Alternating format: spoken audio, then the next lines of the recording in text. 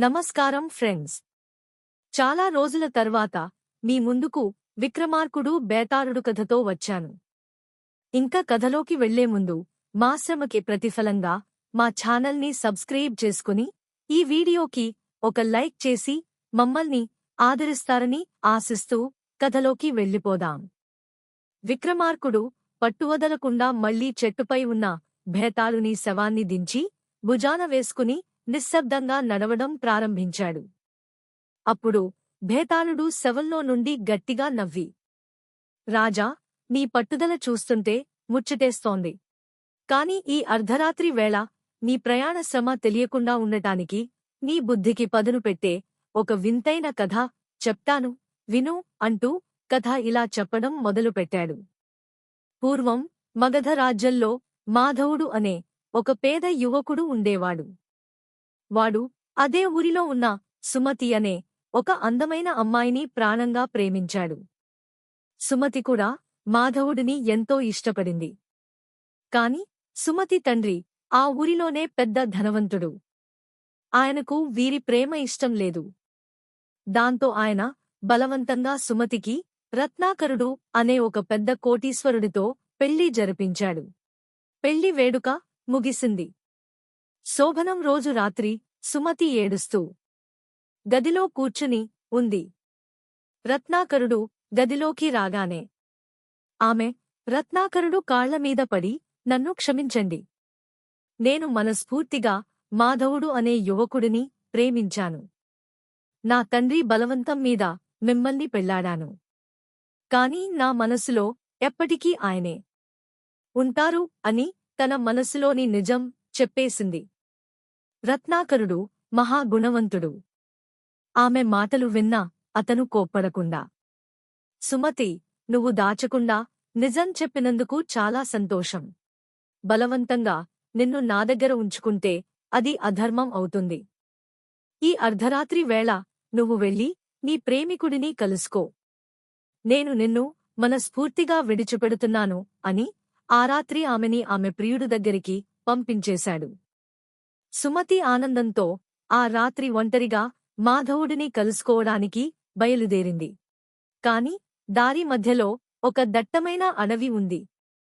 ఆ అడవి గుండా వెళుతుంటే ఆ అడవిలో ఒక పెద్ద గజదొంగ ఆమెను అడ్డుకున్నాడు. ఆమె ఒంటిమీద ఉన్న నగలను చూసి ఆ నగలన్నిటినీ లాక్కోబోయాడు. అప్పుడు సుమతి ఏడుస్తూ, అయ్యా దొంగగారూ, నేను నా ప్రేమికుడిని కలవడానికి వెళ్తున్నాను. నా భర్తే నన్ను పంపించాడు. నా ప్రేమను గెలిపించి నేను తిరిగి వచ్చేటప్పుడు నా నగలన్నీ తప్పకుండా మీకే ఇచ్చేస్తాను.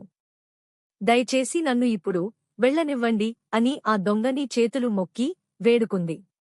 ఆ దొంగ ఆమె మాటల్లోని నిజాయితీని చూసి చలించిపోయి, సరే, వెళ్ళి నీ ప్రేమికుడిని కలిసిరా, నేను ఇక్కడే ఉంటా అని ఆమెని వదిలేశాడు.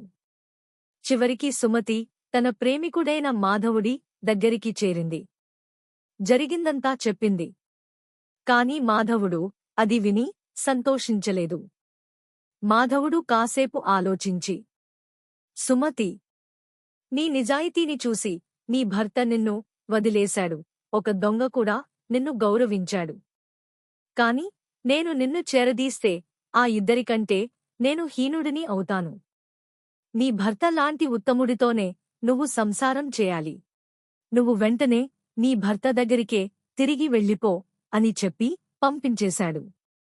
సుమతి వెనక్కి ఏడుస్తూ వస్తూ దారిలో తన కోసమే ఎదురుచూస్తున్న దొంగకు తన నగలన్నీ తీసి ఇవ్వబోయింది.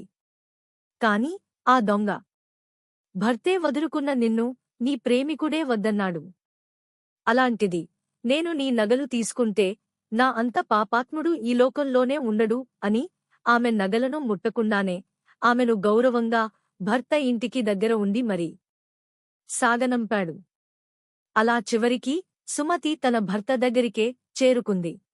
అలా కథని చెప్పడం ముగించి బేతాళుడు గట్టిగా నవ్వి, రాజా, కథ విన్నావు కదా, ఇప్పుడు చెప్పు, ఈ కథలో ఉన్న ముగ్గురు పురుషులలో భర్త, దొంగ, ప్రేమికుడు, అసలైన త్యాగి, అత్యంత ఉత్తముడు ఎవరు? పెళ్లైన మొదటి రాత్రే భార్యను ప్రేమికుడి దగ్గరకు పంపిన భర్త. మధ్యలో దొరికిన బంగారాన్ని, అందమైన స్త్రీని వదిలేసిన దొంగ. తన కోసం ఆమె భర్తని సైతం వదిలివచ్చిన తన ప్రేయసిని తిరిగి ఆమె భర్త దగ్గరకు పంపిన ఆమె ప్రియుడా. ఈ ప్రశ్నకు సమాధానం తెలిసికూడా నువ్వు చెప్పకపోయావో నీ తల 1000 ముక్కలవుతుంది అని అన్నాడు శవంలోని బేతాళుడు. కథనంతా విన్న విక్రమార్కుడు గంభీరంగా నవ్వి ఇలా సమాధానం ఇచ్చాడు. భేతాళా, ఈ కథలో అత్యంత ఉత్తముడు, అసలైన త్యాగి కేవలం ఆ దొంగ మాత్రమే. ఎందుకంటే భర్త తన సంస్కారం, ధర్మం ప్రకారం ప్రవర్తించాడు. పెళ్ళాం మనసులో ఇంకొకడు ఉన్నాక ఆమెను ఉంచుకోవడం తప్పు అని శాస్త్రాల ప్రకారం వదిలేశాడు. ఇక ప్రేమికుడు లోకనిందకు భయపడి భర్త వదిలేసిన స్త్రీని నేను చేసుకుంటే సమాజం ఏమనుకుంటుందో అనే స్వార్థంతో, భయంతో వదిలేశాడు. కాని దొంగ అలా కాదు. దొంగకు ఎలాంటి ధర్మశాస్త్రాలు, సామాజిక గౌరవాలు ఉండవు. సమాజం వాడు ఏం చేసినా తప్పుగానే చూస్తుంది.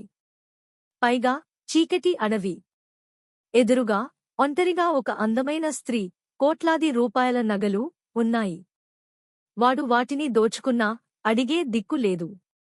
అయినా సరే కేవలం ఆ స్త్రీ మాటల్లోని పవిత్రతను గౌరవించి తన వృత్తి ధర్మాన్ని పక్కన పెట్టి ఆశను చంపుకుని ఆమెను వదిలేశాడు.